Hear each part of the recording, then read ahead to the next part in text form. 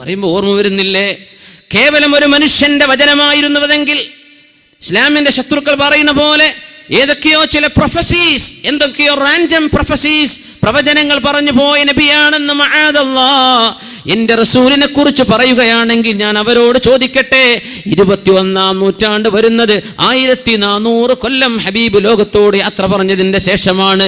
ഇവിടെ നടക്കാൻ പോകുന്ന സംഗതികൾ ഒരു 100 നൂറ്റാണ്ടിനപ്പുറത്തേക്ക് പ്രവചിക്കാൻ പറ്റാത്ത മനുഷ്യൻ എങ്ങനെയാണ് 1400 കൊല്ലങ്ങൾക്ക് മുമ്പ് മനുഷ്യന്റെ ഹിദായത്തിന്റെ വഴി കാണിച്ചു തരാൻ വന്ന അഷ്റഫുൽ ഖൽഖ് സ്വല്ലല്ലാഹു അലൈഹി വസല്ലം അല്ലാഹു നൽകുന്ന വിവരമല്ലായിരുന്നുവെങ്കിൽ, ഇത് ലോകത്തിന്റെ സൃഷ്ടാവ് പറഞ്ഞു കൊടുക്കുന്ന വാക്കുകളല്ലായിരുന്നുവെങ്കിൽ എങ്ങനെ പറയുമായിരുന്നു?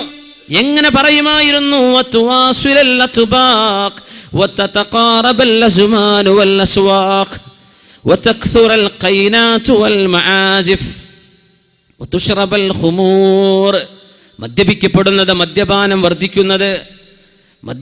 വർദ്ധിക്കുന്നത് മനുഷ്യന്റെ ശരീരത്തിലേക്ക് ഹറാമുകൾ കടന്നുകൂടിയാൽ, കുല്ലു ലഹ്മിൻ നബത മിൻ സുഹ്തിൻ ഫന്നാറു ഔലാ ബിഹി. ഇത്രയുള്ള വിഷയം. ഏതൊരു ശരീരമാണോ, ഏതൊരു മാംസമാണോ ഹറാമിൽ നിന്ന് നറിഷ്മെന്റ് കിട്ടിയത്, ഹറാമിൽ നിന്ന് പോഷണം സിദ്ധിച്ചത്, ഹറാമിൽ നിന്ന് തഗ്ദിയത്ത് ലഭിച്ചത് ഏത് തടിക്കാണോ, ഏത് മാംസത്തിനാണോ, ആ മാംസം പോകാൻ കടപ്പെട്ടത് അല്ലാഹുവിന്റെ സ്വർഗമല്ല കേട്ടോ. ആ മാംസം പോകാൻ കടപ്പെട്ടത് ഫന്നാർ, നരകമാണ്, കത്തിയാളുന്ന തീയാണ്. ആ തടിക്ക് പോകാൻ പറ്റുന്ന ഇടം അല്ലാഹുവിന്റെ സ്വർഗമല്ല കേട്ടോ എന്ന് അഷ്റഫുൽ ഖൽഖ് റസൂലുള്ളാഹ്. ആൽക്കഹോൾ 0.00 സംതിങ് ഉള്ള ബീർ കുടിക്കുന്ന മുസ്ലിമേ, നിന്റെ ശരീരത്തിന്റെ ഉള്ളിലേക്ക് കടത്തിവിടുന്നത് ഹറാമിന്റെ അംശമാണ്. ഇതല്ലേ ഫിഖ്ഹിന്റെ മസ്അല. ഏതൊരു സാധനം ധാരാളം കുടിച്ചാൽ മസ്ത് വരുമോ, അത് കുറച്ചു കുടിക്കലും ഹറാമല്ലേ? മദ്യപിക്കാത്തവരെവിടെ കിട്ടുന്നു? മദ്യപിക്കാത്ത ചെറുപ്പക്കാരെ കിട്ടാനുണ്ടോ? ന്യൂ ഇയർ ആഘോഷം വരുമ്പോഴേക്കും കള്ളുകൾ പൊട്ടിക്കുന്നില്ലേ? വിവാഹത്തിന്റെ തലേന്നും പിറ്റേന്നും പുതിയാപ്പിള ഇറങ്ങുന്നതിന്റെ പേരിൽ അള്ളാഹുവിന്റെ നാമം ചൊല്ലി സവ്വജ്തുക വ അൻകഹതുക, അള്ളാഹു പറഞ്ഞ പോലെ ഇംസാകിൻ ബിമഅറൂഫിൻ ഔ തസ്രീഹിൻ ബിഇഹ്സാൻ, അല്ലാഹ് പറഞ്ഞ പോലെ എൻ്റെ പൊന്നാര മോളെ ഞാൻ നിനക്ക് നിക്കാഹ് ചെയ്തു തരുന്നു എന്ന് ബിസ്മിയും സ്വലാത്തും ഹംദും ചൊല്ലി ചെയ്യുന്ന നിക്കാഹിന്റെ ചടങ്ങിനോട് ബന്ധിപ്പിച്ചിട്ട് പോലും മദ്യത്തിന്റെ കുപ്പികൾ വിളമ്പാതെ മുസ്ലിം കുടുംബങ്ങളിൽ കല്യാണം നടക്കില്ലെങ്കിൽ മുസ്ലിമേ പോകുന്ന പോക്കെങ്ങോട്ടാണ്? കണ്ണ് കാണുന്നില്ലേ? ചെവി നിനക്ക് കേൾക്കുന്നില്ലേ? ഏത് ലോകത്താണ് ജീവിക്കുന്നത്? അഫഹസിബ്തും അന്നമാ ഖലഖനാകും അബസാ വഅന്നകും ഇലൈനാ ലാ തുർജഊൻ. നിങ്ങൾ എങ്ങനെ വിചാരിക്കുന്നുണ്ടോ നടക്കാൻ 2 കാലും, പിടിക്കാൻ 2 കൈകളും, കാണാൻ മനുഷ്യൻ കണ്ടുപിടിച്ച സർവമാന ക്യാമറകളെയും വെല്ലുന്ന മനുഷ്യന്റെ എത്ര ഡൈമെൻഷൻ എന്ന് പറയാ? 6 ഡൈമെൻഷൻ എന്നോ 10 ഡൈമെൻഷൻ എന്ന് പറയാൻ പറ്റുന്ന മനുഷ്യന്റെ കണ്ണുകൾ. വഅലം നജ്അൽ ലഹു ഐനൈൻ വലിസാനൻ വശഫതൈൻ, 2 ചുണ്ടും നാവും 2 കണ്ണുകളും നിനക്ക് തന്ന പടച്ചവൻ. അഫഹസിബ്തും, നിങ്ങൾ വിചാരിക്കുന്നുണ്ടോ ചിന്തിക്കാനുള്ള ബ്രെയിന്, തലച്ചോറ്, ഇതെല്ലാം അല്ലാഹു മനുഷ്യനെ നൽകിയിട്ട് നിങ്ങളെ കന്നുകാലികളെ പടച്ച പോലെ മേയാൻ വിട്ടതാണെന്ന് തോന്നുന്നുണ്ടോ? വഅന്നകും ഇലൈനാ ലാ തുർജഊൻ, നാളെ എൻ്റെ മുമ്പിലേക്ക് തിരിച്ചു വരില്ലെന്ന് നിങ്ങൾക്ക് തോന്നുന്നുണ്ടോ? എന്തൊരു ഗൗരവമുള്ള ചോദ്യമാണിത്. ഫഹസിബ്തും, നിങ്ങൾക്ക് തോന്നുന്നുണ്ടോ അന്നമാ ഖലഖനാകും അബസാ, നിങ്ങളെയൊക്കെ ഒരു കാരണവുമില്ലാതെ വെറുതെ ചോറ് കഴിച്ച് ഭക്ഷണം കഴിച്ച് തിന്ന് മുടിച്ച് നടക്കാൻ വെറുതെ പറഞ്ഞു വിട്ടതാണെന്നും മരിച്ചു കഴിഞ്ഞാൽ പിന്നെ nothing going to happen, അല്ലേ, ഒന്നും നടക്കാൻ പോകുന്നില്ലെന്ന ഭാവത്തിൽ വെറുതെ ജീവിക്കാനാണോ അല്ലാഹു ഈ തലച്ചോറ് തന്ന് ഭൂമിയിലേക്ക് പറഞ്ഞയച്ചത്? അല്ല കേട്ടോ. വഅന്നകും ഇലൈനാ ലാ തുർജഊൻ, തിരിച്ചു വരില്ല എന്നിങ്ങനെ തോന്നുന്നുണ്ടോ? അല്ലാഹു ചോദിക്കുകയാണ്. തിരിച്ചു വരാനിരിക്കുകയാണ്. എൻ്റെ മുമ്പിലേക്ക് നിങ്ങൾ വരണം, എൻ്റെ മുമ്പിലേക്ക് വരാനിരിക്കുകയാണ്. 60 വയസ്സായൊരു മനുഷ്യനെ മഹാനായ ഫുളൈൽ ഇബ്നു ഇയാദ് റളിയല്ലാഹു അൻഹു കണ്ടപ്പോൾ ചോദിച്ചു പോയി, എത്ര വയസ്സായി? 60 ആയിട്ടുണ്ട്. 60 വയസ്സായി. 60. അപ്പോ ഖദ് കുൻത തംശി ഇലാ അജലില്ലാഹി മിൻ 60 ആമൻ. 60 കൊല്ലായിട്ട് മരണത്തിലേക്ക് നടക്കുകയായിരുന്നു. 60 വർഷമായിട്ട് മരണത്തിലേക്ക് നടക്കുകയായിരുന്നു. ആള് പറഞ്ഞു, ഇന്നാ ലില്ലാഹി വ ഇന്നാ ഇലൈഹി റാജിഊൻ. 60 വയസ്സായ ആളെ കണ്ടപ്പോ അല്ലാഹുവിന്റെ ആഖിലായ ആലിമും മഹാനായ മുസ്ലിഹും അല്ലാഹുവിന്റെ ദീനിന്റെ ദാഇയുമായിരുന്ന ഫുളൈൽ ഇബ്നു ഇയാദ് റളിയല്ലാഹു അൻഹു പറഞ്ഞത്, 60 കൊല്ലായിട്ട് മരിക്കാൻ ഇങ്ങനെ നടക്കുകയായിരുന്നല്ലേ. അത് കേട്ടപ്പോൾ ഇയാൾക്ക് പേടിയായി. എന്ത് പറഞ്ഞു? ഇന്നാ ലില്ലാഹി വ ഇന്നാ ഇലൈഹി റാജിഊൻ. നമ്മളൊക്കെ പേടിക്കുന്ന വല്ലതും വരുമ്പോഴങ്ങനെ പറയാം, ഇന്നാ ലില്ലാഹി വ ഇന്നാ ഇലൈഹി റാജിഊൻ. ഫുളൈൽ ഇബ്നു ഇയാദ് അങ്ങ് ചോദിച്ചു, അല്ല 60 വയസ്സായ മനുഷ്യ, നിങ്ങൾ ഇന്നാ ലില്ലാഹി വ ഇന്നാ ഇലൈഹി റാജിഊൻ എന്ന് പറഞ്ഞു. അതദ്രി മഅനാ ഖൗലിക ഇന്നാ ലില്ലാഹ്, ഈ പറഞ്ഞതിന്റെ അർത്ഥം നിങ്ങൾക്ക് അറിയോ എന്ന് ചോദിച്ചു. അറിയും. അന ലില്ലാഹി അബ്ദുൻ വ അന ഇലൈഹി റാജിഉ. ഞാൻ അള്ളാഹിന്റെ അടിമയാണ്, ഞാൻ അള്ളാഹിന്റെ അടുത്തേക്ക് പോവാണ്. അതറിയില്ലേ? ഞാൻ അള്ളാഹിന്റെ അടിമയാണ്, ഞാൻ അള്ളാഹിന്റെ അടുത്തേക്ക് പോവാണ്. അതല്ലേ എൻ്റെ അർത്ഥം? ഇന്നാ ലില്ലാഹ്, വി ഓൾ ബിലോങ് ടു അല്ലാഹ് വ ഇന്നാ ഇലൈഹി റാജിഊൻ, and to him we have to return. അള്ളാഹിന്റെ അടുത്തേക്ക് തിരിച്ചു പോകണം. നമ്മളൊക്കെ അള്ളാഹുവിനുള്ളതാണ്, അള്ളാഹിന്റെ അടിമയാണ്. ഫുളൈൽ ഇയാൾ ചോദിച്ചു, അടിമ എന്ന് പറഞ്ഞാൽ എന്താണെന്നറിയോ? എന്താണ് ഈ അടിമ എന്ന് പറഞ്ഞാൽ? തിരിഞ്ഞതും തിരിയാത്തതും അനുസരിക്കണം അടിമ. ഉടമസ്ഥൻ പറയും കളക്ക്, ചോദിക്കാൻ പാടില്ല, എന്തിനാ ഞാൻ ഈ കളക്കണത്, നീ കളത്തേക്കണം, നിന്റെ ജോലി അതാണ്, ചോദിക്കാൻ പാടില്ല. അതാണ് അബ്ദ്. അള്ളാഹിന്റെ അടിമ എന്ന് പറഞ്ഞാൽ മനുഷ്യന്റെ അടിമ പോലും യജമാനോട് ചോദിക്കൂല. യജമാനൻ പറഞ്ഞു, നീ പോയിട്ട് 4 കൊട്ട മണ്ണ് കൊണ്ടുപോവാ. എങ്ങോട്ടാ മുതലാളി 4 കൊട്ട മണ്ണ് കൊണ്ടുവരേണ്ടത്? ചോദിക്കാൻ പാടില്ല, നീ കൊണ്ടുവന്നാൽ മതി. No question, do or die, don't ask why. ഇതാണ് അടിമയും ഉടമയും തമ്മിലുള്ള വ്യത്യാസം. അള്ളാഹ്ക്ക് നമ്മൾ അടിമയായിട്ടുണ്ടോ? നമുക്ക് തിരിഞ്ഞു അല്ലേ? എന്തെങ്കിലും നോമ്പ് നോച്ചാൽ തടിക്ക് നല്ലത്, എന്നാ പിന്നെ നോമ്പായിക്കോട്ടെ.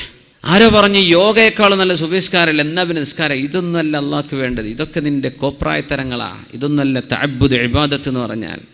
എൻ്റെ റബ്ബനോട് നിസ്കരിക്കാൻ പറഞ്ഞു, സമഅൻ വ ത്വാഅ. പടച്ചവനെ നീ പറഞ്ഞു, ഞാൻ കേട്ടു റബ്ബേ, ഞാൻ നിസ്കരിക്കാൻ. നോമ്പ് നോൽക്കാൻ പറഞ്ഞു, തടിക്ക് കുഴപ്പമുണ്ടോ കുഴപ്പമില്ലാതിരിക്കും, ഇതൊന്നും എനിക്ക് വിഷയം. എൻ്റെ റബ്ബനോട് പറഞ്ഞു, ഫമൻ ഷഹിദ മിൻകും അശ്ശഹറ ഫല്യസും, ഞാൻ നോൽക്കാൻ. അള്ളാഹ് പറഞ്ഞു സക്കാത്ത് കൊടുക്ക്, ഞാൻ കൊടുക്കാൻ. അള്ളാഹു പറഞ്ഞു ഹജ്ജ് ചെയ്യ്. എന്താണതൊക്കെ? എന്താണ് ഹജ്ജ് എന്നൊക്കെ പറഞ്ഞാൽ? തവാഫ് ചെയ്യാണ്, കഅബന്റെ ചുറ്റും പോയി പ്രദക്ഷിണം ചെയ്യുക. ഹിന്ദുക്കൾ പറയും, ഞങ്ങളത് കോപ്പിടിച്ചത്. നല്ലല്ല സഹോദര, നിങ്ങളതല്ല കോപ്പിടിച്ചത്. നിങ്ങളുടെ മതം ഉണ്ടാകുന്നതിന്റെ മുമ്പ് ആദം നബി അലൈഹിസ്സലാത്തു വസ്സലാം വഹജ്ജ ആദമു 40 മറ, 40 പ്രാവശ്യം ഹജ്ജ് ചെയ്ത മഹാനായ ആദം നബി അലൈഹിസ്സലാം സയ്യിദുൽ ബശർ, മനുഷ്യരുടെ പിതാവ്. അതൊക്കെ കഴിഞ്ഞിട്ടല്ല ഇപ്പൊ നിങ്ങളെ മതം ഉണ്ടായത്. അന്നേ ഹജ്ജ് തുടങ്ങിയിട്ടുണ്ട്. നിങ്ങൾ ഒപ്പിടിച്ചു എന്ന് പറ. ഇബാദത്ത് ചെയ്യേ. എന്തിനാ ഞാൻ ഈ കഅബന്റെ ചുറ്റും നടക്കണത്? കഅബ എന്റെ യസാറിൽ, എന്റെ ഇടത്ത്. ഞാൻ കഅബ എന്തിനാണ് 7? എന്തിനാണ് ഈ കറക്കം? അല്ലാഹ് പറഞ്ഞു ചെയ്യാൻ, ഞാൻ ചെയ്യാൻ അല്ലേ? ഇതാണ് തഅബ്ബുദ്, ഇതാണ് ഇബാദ, ഇതാണ് ഇബാദത്ത്. സഫാ മർവന്റെ ഇടയിൽ നടക്കാൻ പറഞ്ഞു. ഉമ്മുനാ ഹാജർ റളിയല്ലാഹു അൻഹ അന്നൊരിക്കൽ 7 പ്രാവശ്യം നടന്നിട്ടുണ്ട്. അതിനെന്താ പടച്ചോനെ, ഞാൻ നടക്കേണ്ട വല്ല കാര്യമുണ്ടോ? ചോദിക്കല്ലേ, ചോദിക്കാൻ പാടില്ല, നടന്നേക്കണം. അള്ളാഹിന്റെ കൽപ്പനയാണ്, ഞാൻ നടക്കണം പടച്ചോനെ. അറഫയിലേക്ക് പോകണം, മുസ്ദലിഫയിലേക്ക് പോകണം, കല്ലെറിയണം. എന്തിനാണാവോ ഞാൻ ഈ കല്ലെറിയണത്? അന്ന് ഇബ്രാഹിം അലൈഹിസ്സലാം എറിഞ്ഞില്ലേ, ഇനി ഞാൻ എറിയേണ്ട കാര്യമുണ്ടോ? ചോദിക്കല്ലേ. സമഅൻ വ ത്വാഅതൻ, കേട്ടു പടച്ചവനെ അനുസരിച്ചു അല്ലാഹ്. ഇതാണ് അബ്ദ്. അതുകൊണ്ടാണ് പൈസക്കാരന് എത്ര പൈസ ഉണ്ടെങ്കിൽ പോലും അള്ളാഹുവിന് വേണ്ടി ഹജ്ജ് ചെയ്യാതെ അവന്റെ ഇസ്ലാം പൂർത്തിയാകുന്നില്ല. എന്തേന്നറിയോ? നിസ്കാരത്തിനൊക്കെ പല കാരണം പറഞ്ഞ് ചെയ്തേക്കാം, നോമ്പിന് കാരണങ്ങൾ ഉണ്ടാകാം, സക്കാത്ത് കൊടുക്കാൻ നല്ലതല്ല, ചാരിറ്റി പ്രവർത്തനം. ഇത് ഹജ്ജിൽ അതുപോലും തിരിയില്ല. എന്തിനാ ഞാൻ ചെയ്യുന്നത്? അള്ളാഹ് പറഞ്ഞു, അതുകൊണ്ട് വേറെ ഒരു ജസ്റ്റിഫിക്കേഷൻ അവിടെ അല്ല. അത് നിനക്ക് തിരിഞ്ഞാൽ നിന്റെ ഇസ്ലാം പൂർത്തിയാകുന്നു. അല്ലേ? അത്ഭുതല്ലേ അത്? അത് നിനക്ക് തിരിഞ്ഞോ? എന്തിനാ വ്യഭിചരിക്കെന്ന് പറഞ്ഞോ? അള്ളാഹ് പറഞ്ഞത് മോശമാണ്. മതി പടച്ചോനെ, മോശമാണ്. വ്യഭിചാരത്തിൽ മക്കളുണ്ടായിപ്പോവോ, ജാരസന്ധതികൾ ഉണ്ടാകും, അതൊക്കെ നീ ഉണ്ടാക്കിയ കാരണമാണ്. അള്ളാഹ് അതൊന്നും പറഞ്ഞു തന്നിട്ടില്ല. ഞാൻ പറഞ്ഞത് കേൾക്കാൻ പറ്റൂല്ലേ എന്ന റബ്ബിന്റെ ചോദ്യം ഇതാണ്. ചിലതിന്റെ റബ്ബ് കാരണം പറഞ്ഞെന്നു, ചിലത് പറഞ്ഞെന്നില്ല. ഖുല്ലിൽ മുഅ്മിനീന യഗുദ്ദൂ മിൻ അബ്സാരിഹിം, മുഅ്മിനീങ്ങളോട് കണ്ണു ചിമ്മാൻ പറയണം നബിയേ. അന്യ പെണ്ണുങ്ങളിലേക്ക് ചെറുപ്പക്കാരെ നോക്കരുത്, വലിയവരെ നോക്കരുത് പറഞ്ഞു കൊടുക്കണം. എന്തിനെ? അള്ളാഹ് പറഞ്ഞു, ഞാൻ കണ്ണു ചിമ്മാണ്. മതി. അനലില്ലാഹി അബ്ദുൻ വ അന ഇലൈഹി റാജി', ഞാൻ അള്ളാന്റെ അടിമയാണ്, ഞാൻ അവരിലേക്ക് തിരിച്ചു പോകാൻ പോകുന്നു. ഇത് നമുക്ക് തിരിഞ്ഞിട്ടുണ്ടോ, മനസ്സിലായിട്ടുണ്ടോ? ഫുദൈൽ ഇബ്നു ഇയാദ് റളിയല്ലാഹു അൻഹു പറഞ്ഞു, വഇദാ അലിംത അന്നക ലില്ലാഹി അബ്ദുൻ വ അന്നക ഇലൈഹി റാജി' ഫഅലം അന്നക മൗഖൂഫുൻ ബൈന യദൈഹി. അള്ളാന്റെ അടിമയാണെന്ന് നിനക്ക് ബോധിച്ചിട്ടുണ്ടെങ്കിൽ, നീയല്ലല്ലോ നിന്നെ പഠിച്ചത്, നിന്നെ പഠിച്ച നീയാണോ? അല്ല. നിന്റെ ഈ ചേലും കോലം ഹൈറ്റും വെയിറ്റും ഒക്കെ നീ ചോദിച്ചു വാങ്ങിയതാണോ? അള്ളാഹ്ക്ക് മെമ്മ കൊടുത്തിട്ട് പഠിച്ചോൻ എന്നെ ഈ കോലത്തിലാക്കിത്താ? നല്ലല്ലല്ല. ലായി ഹയാത്ത് ആയേ ഖസാ ലേ ചലി ചലേ അപ്നി ഖുശി സേ ആയേ ന അപ്നി ഖുശി ചലേ. ആരും വിളിച്ചപ്പോൾ വന്നതല്ല, അള്ളാന്റെ ഖലാ വിളിച്ചപ്പോൾ ഭൂമിയിലേക്ക് വന്നു. അള്ളാഹുവിന്റെ ഖലാ നമ്മളെ കൊണ്ടുപോകുമ്പോൾ നമ്മൾ ഇവിടുന്ന് പോവുകയാണ്. അപ്പിനെ ഖുശീസയായേ ന അപ്പിനി ഖുശീചലേ.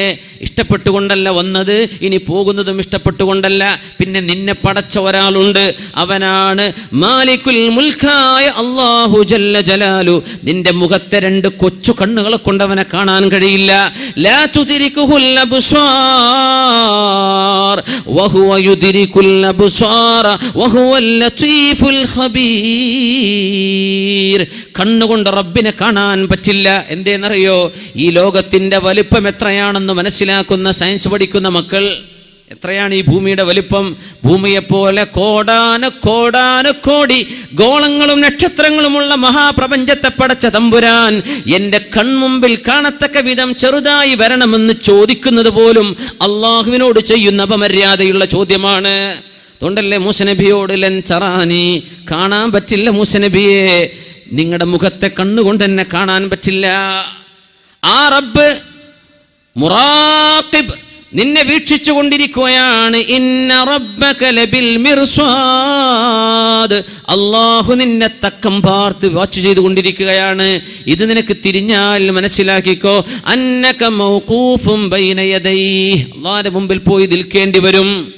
നീ അള്ളാന്റെ അടിമയാണ്, അവനിലേക്ക് തിരിച്ചു പോവേണ്ടി വരുന്ന തിരിഞ്ഞാൽ മനസ്സിലാക്കിക്കോ, അള്ളാഹുവിൻ്റെ അടുത്ത് പോയി നിൽക്കേണ്ടി വരും. തിരിച്ചു പോകുമ്പോൾ എത്തണ്ടേ? അള്ളാഹിന്റെ അടുത്തേക്ക് എത്തുന്ന പറഞ്ഞാൽ അള്ളാഹിന്റെ മുമ്പ് പോയി നിൽക്കേണ്ടി വരും. ഫുദൈൽ ഇബ്നു ഇയാദ് റളിയല്ലാഹു അൻഹു പഠിപ്പിക്കുന്നു, വഇദാ അലിംത അന്നക മസ്ഊലുൻ ഫഅഇദ്ദ ലിസ്സുആലി ജവാബാ. അവിടെ ചോദ്യമുണ്ട് എന്ന് ഉറപ്പിച്ചോ, അവിടെ ചോദ്യമുണ്ട് നിനക്ക് ബോധ്യപ്പെട്ടാൽ മനസ്സിലാക്കിക്കോ, ആ ചോദ്യത്തിന് മറുപടി കണ്ടുവെച്ചിട്ട് പോയാൽ മതി നാളെ മരിക്കാൻ.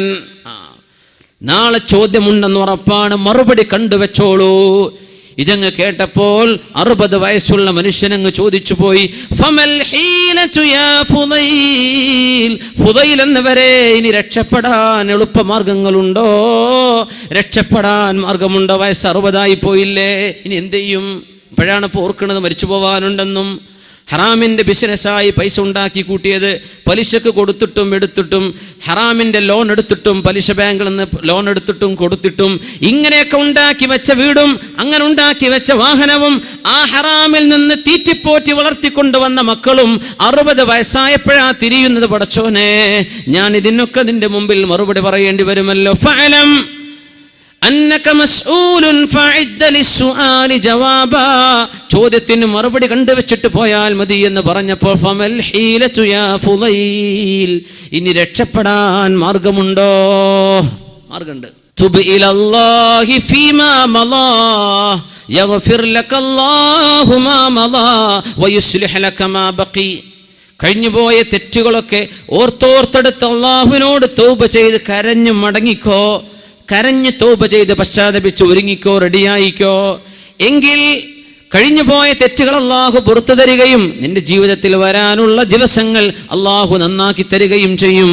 അതുകൊണ്ട് ഈ ഒരു മാർഗം വഴിതെറ്റിപ്പോയ മുഴുവൻ മനുഷ്യരുടെയും മുമ്പിലേക്ക് അള്ളാഹുവിനെ ഇനിയും തിരിയാതെ എങ്ങനെയോ അങ്ങനെ ജീവിച്ചു പോകുന്ന കുറച്ച് നിസ്കാരമൊക്കെ ഉണ്ട് എന്നല്ലാതെ അള്ളാഹുവിനെ പറ്റി ജീവിതത്തിലേക്ക് അള്ളാഹുവിനെ കൊണ്ടുവന്നിട്ടില്ല, അള്ളാഹുവിനെ സംബന്ധിച്ച് ബോധിച്ചിട്ടില്ല. അങ്ങനെ ഒരു ബോധമില്ലാതെ ജീവിച്ചു തീർത്ത ഓരോരോ സെക്കൻഡുകളെ പറ്റിയും നാളെ സങ്കടപ്പെടുന്നതിൻ്റെ മുമ്പ് നാളത്തെ ചോദ്യത്തിന് മറുപടി ഒരുക്കാനുള്ള ഇരുത്തമാണിത്. അള്ളാഹു ഇത് ഖബൂൽ ചെയ്യട്ടെ. അള്ളാഹു നമ്മെ